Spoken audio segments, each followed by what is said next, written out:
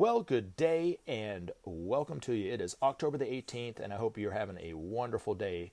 Now, if you're new to Search for Signs, I want to welcome you along with those who have heard these videos before. My name is Gary Willing, and I want to get right into it because I have a couple questions to cover. I am going to cover just one of the two questions that this person asked in this video, and then I'm going to re-record another video answering the second question. But the first question is, who is he claiming Maitreya is? That's what Guadalupe Fernandez Cerberon wants to know. Now, Guadalupe, if you don't mind me saying this, your question is rather grammatically ambiguous. So I'm trying to figure out exactly what you're trying to ask me. So if I don't answer it the way you like, simply rephrase the question if you can, and I'll try to answer it more to your liking. I'm assuming you used maybe Google Translate to ask the question, so it's understandable. But if you're asking who am I claiming Maitreya to be, I'm claiming that Maitreya is a teacher, but a teacher of a quite extraordinary kind.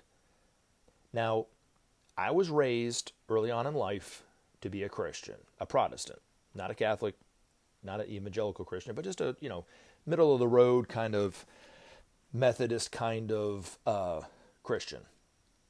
Now, I was aware of people's belief of Jesus coming back, the promise that he made that he would come back at some point.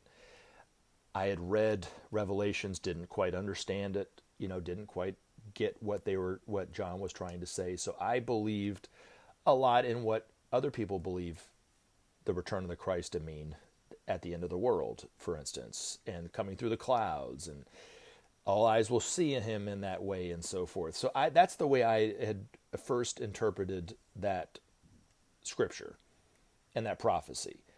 Then I came across some information that kind of changed my view on not only what the Christ is, but what his return means for humanity.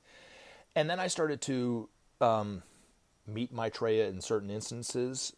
I started to read the information that was coming my way from the Ageless Wisdom Teachings, and it made a lot more sense.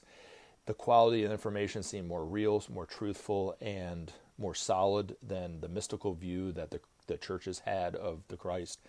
And in a phrase, it had more of the ring of truth for me.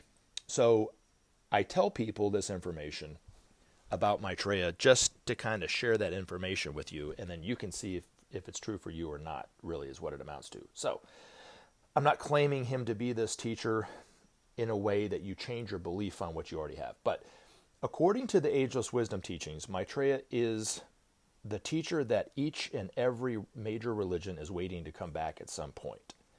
Now, they all have their own different interpretations of what that means, how it will look, who it will be, but according to the Ageless Wisdom Teachings, it's the same individual, even though each group is seeing it as a different individual, or they got it right and the other four got it wrong. Now, not everybody practices religion, do they? So the teacher, I also think, is a teacher for the whole world, not only just for the religious, but also for the non-religious. Now, along with studying more about this, reading more about it, having these personal experiences with Maitreya, I've also seen a few of these miracles myself, seen the benefits of it, been healed from some of them and so forth, just as millions of other people have. And these miracles are happening all over the world to all walks of life, to people practicing all different types of religion. And I think that these miracles are also evidence of the return of the awaited teacher for each religious group. And because people who are also not practicing a religion are experiencing these miracles as well, then the teachers also, and the hope is there for them too. So, and you can go to the Share International website, link is in the description, and you can read articles about these miracles. You can see that they're happening all over the world to each one of the religious groups. If you just go back and watch the beginning and the end of each of the videos on Search for Signs, there are images of all these miracles in there. So you can do your own research and see if there's truth to it for yourself, that kind of thing. So that's who Maitreya is, but it's much more than that. Okay, because, and it kind of leads into the next question I want to answer in the next video, but really another question kind of on the tail end of that would be, what would it mean to humanity that the teacher is coming back now? Wouldn't it? So what I would say to that, if you had asked that question, I'm glad I asked that question, is really, we're all divine. It starts with that. Now, we're all manifesting that divinity at different levels. But we're headed towards something. What are we headed towards? And what I think we're headed towards is manifesting that divinity more and more and more and more and more.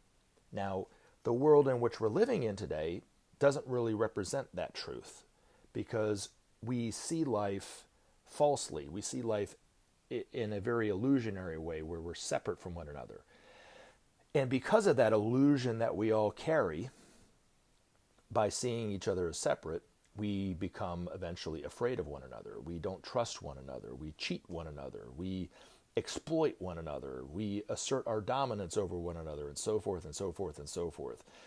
In a lot of ways, we act violently toward the other person because of that. And that's the world in which we're living in. Now, there's no real truth to that illusion that we're separate.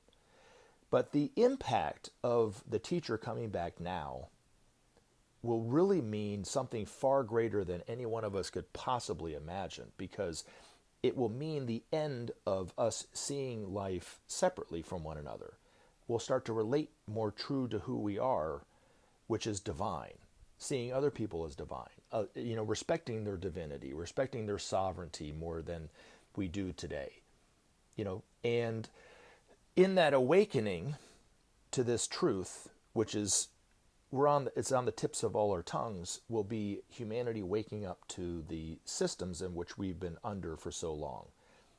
The political, economic, social structures of today, in every country, are not meeting the needs of the people. They're helping those very, very few that are getting quite rich off of it at the expense of everyone else.